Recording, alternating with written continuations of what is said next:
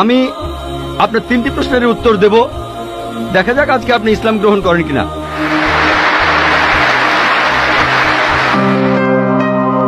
Good evening sir, আমি পেশায় একজন শিক্ষিকা। এছাড়াও আমি ইসলাম ও অন্যান্য ধর্ম নিয়ে রিসার্চ করি। আপনার নামটা কি জানতে পারি? আমি নীলিমা।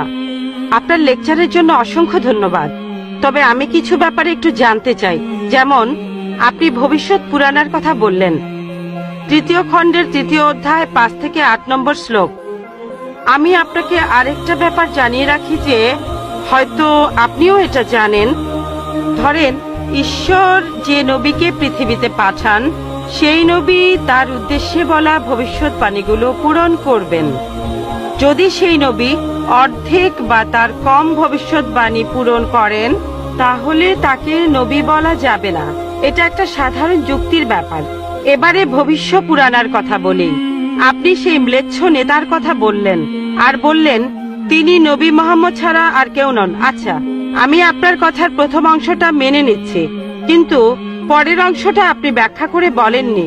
এখন আপনাকে বলি, ম্লেচ্ছ একটা সংস্কৃত শব্দ, আর সংস্কৃত ডিকশনারি অনুযায়ী ম্লেচ্ছ শব্দটার অর্থ অনার্য অথবা পাপী অথবা খারাপ লোক।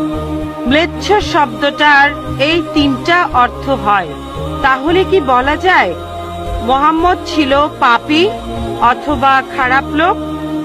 আরেকটা ব্যাপার হলো, এই ভবিষ্যৎবাণীর দ্বিতীয় শর্তটা, সেটা হলো তিনি একটা মরুস্থলে জন্মাবেন।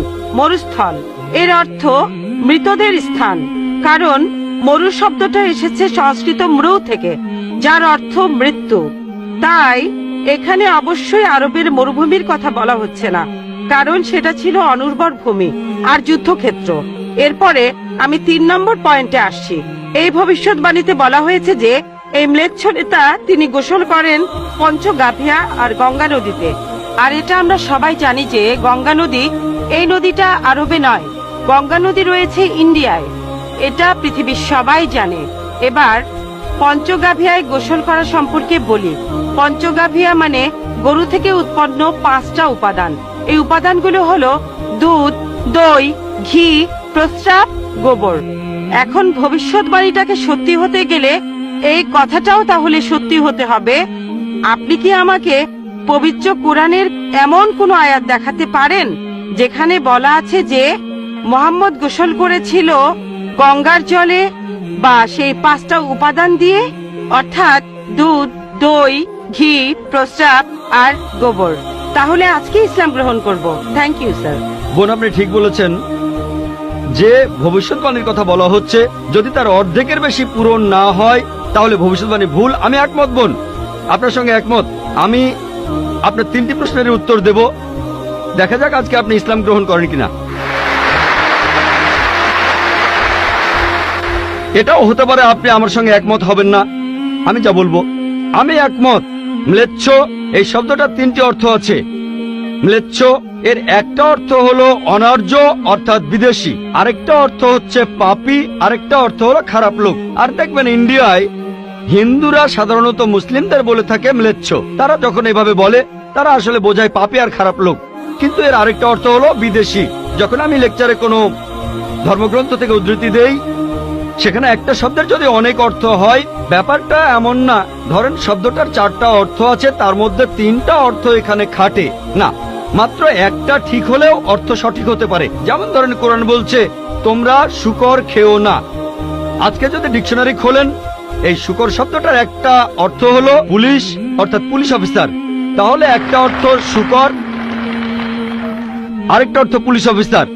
তবে কোরআন বাইবেল এটা বোঝায়নি। বাইবেলে বুক অব লেভিটিকাস 11 অধ্যায় 7 থেকে 8 অনুচ্ছেদে আছে, বুক অব ডিউটেরোনমি 14 অধ্যায়ের 8 অনুচ্ছেদে আছে, বুক অব আইজায়া 65 অধ্যায়ের 2 থেকে 5 অনুচ্ছেদে আছে। বলা হয়েছে তোমরা শূকর খেও না, কিন্তু পুলিশকে বোঝায়নি বাইবেল।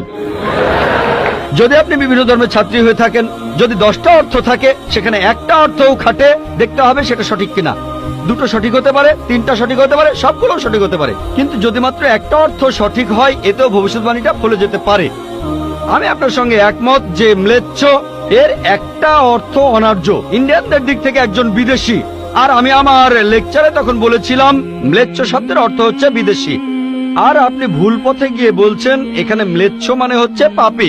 আপনি আসলে এখানে ভুল বুঝেছেন বোন। যদি আপনি বলেন কোরআন আর বাইবেল বলছে পুলিশদের খেও না, তার মানে আপনি বিভিন্ন ধর্মের উপর ছাত্রী নন, আপনি তাহলে এক পেশে। একটা অর্থে যদি ভবিষ্যৎবাণীটা পূরণ হয়। আরেকটা কথা, যদি সন্দেহ থাকে, আমি আরো 10টা পয়েন্টের কথা বলেছি, সবগুলোকে খণ্ডন করতে পারবেন না। আরেকটা বললেন মরুস্থল, এটার একটা অর্থ আমিও একমত, মৃতদের স্থান। তবে সংস্কৃতিতে মরুস্থল শব্দটার আরেকটা অর্থ হচ্ছে বালুময় স্থান। আপনি আজকে ডিকশনারি চেক করেন, সেখানে দেখবেন আমাদের ইসলামিক রিসার্চ ফাউন্ডেশনে এখানে সংস্কৃত ডিকশনারিও আছে। আমি বিভিন্ন ধর্মের উপর ছাত্র, এটা মানছি যে একটা অর্থ হচ্ছে মৃতদের স্থান, আরেকটা অর্থ হচ্ছে বালুময় স্থান। কিন্তু ভুল অর্থটা আপনি নিচ্ছেন কেন?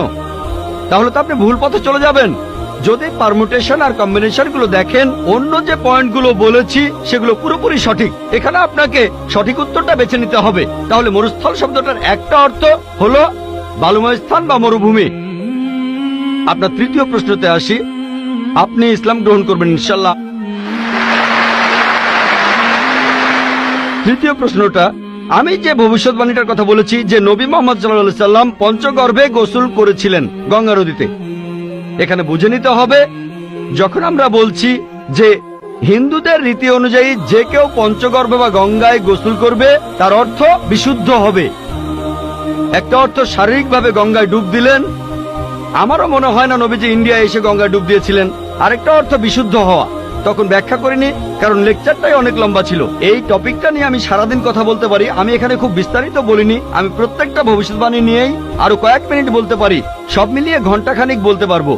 এখানে পঞ্চগর্ভে গোসল করা মানে হচ্ছে বিশুদ্ধ হওয়া। এখানে প্রসঙ্গটা বুঝতে হবে, শারীরিকভাবে গোসল করার অর্থ এখানে বলা হয়নি। আর আপনি গঙ্গার পানিতে ডুব দিলেই বিশুদ্ধ হয়ে যাবেন এমন কোনো নিশ্চয়তা নেই, বিশুদ্ধ না হওয়ার সম্ভাবনাই বেশি। এটা হচ্ছে হিন্দুদের রীতি অনুযায়ী বলা। তাই এখানে ভবিষ্যৎবাণীটা বলছে যে নবী মোহাম্মদ সাল্লাল্লাহু আলাইহি সাল্লাম পঞ্চগর্ভে গোসল করেছিলেন।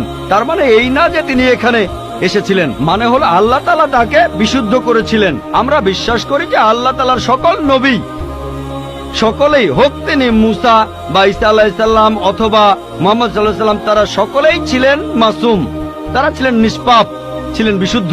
তাহলে আল্লাহর সকল নবী, আল্লাহ যাদের পৃথিবীতে পাঠিয়েছিলেন, আমরা মানি যে তারা সকলেই নিষ্পাপ, সকলেই মাসুম, সকলেই বিশুদ্ধ। তাহলে আপনার উত্তরটাও পেলেন। আশা করি ইনশাআল্লাহ আপনি ইসলাম গ্রহণ করবেন বোন।